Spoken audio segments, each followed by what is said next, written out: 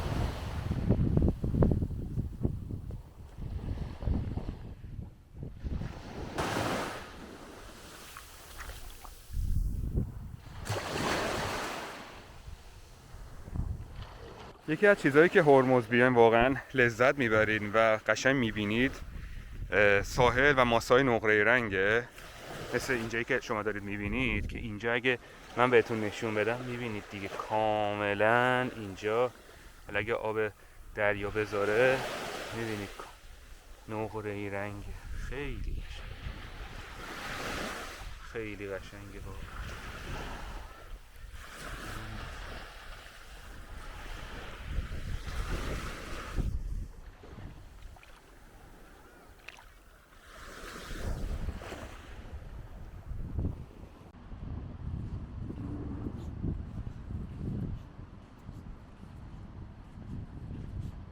مثلا اینجاها کاملا دیگه خیلی مشخصه، ببینید قشنگ خاک نقره‌ای و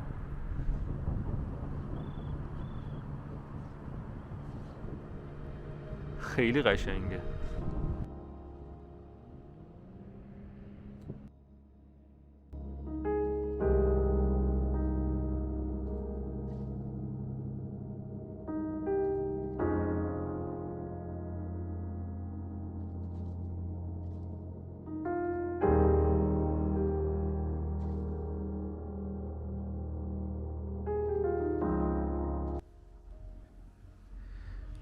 خب ما بعد اینکه رفتیم دریا و تو ساحل کمی قدم زدیم که ویدیوش هم دیدید تایم لپسشو، اومدیم توی اتاقمون. اینجا یه طرف که بیاین اینجا بهتون نشون دادم دیگه، میبینید 2 صندلی و یه میز، اینجا میتونید بشینید یه چایی، نسکافه، چیزی بخورید، قهوه‌ای بخورید. این طرف هم بهتون نشون بدم و یه توضیح هم بهتون بدم که الان مثلا این اتاق ماه، امیدوارم که خوب بیفته.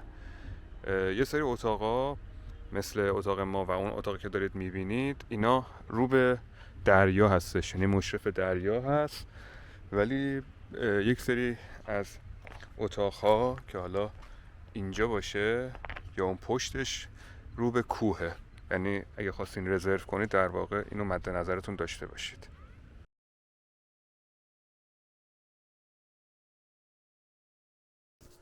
سلام، صبح بخیر دوستان، امیدوارم که حالتون خوب باشه.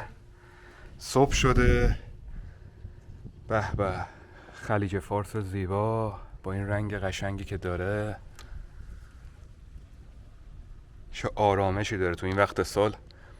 درجه حرارت و دما و همه چی عالیه تو این جزیره، جای همتون واقعا خالی.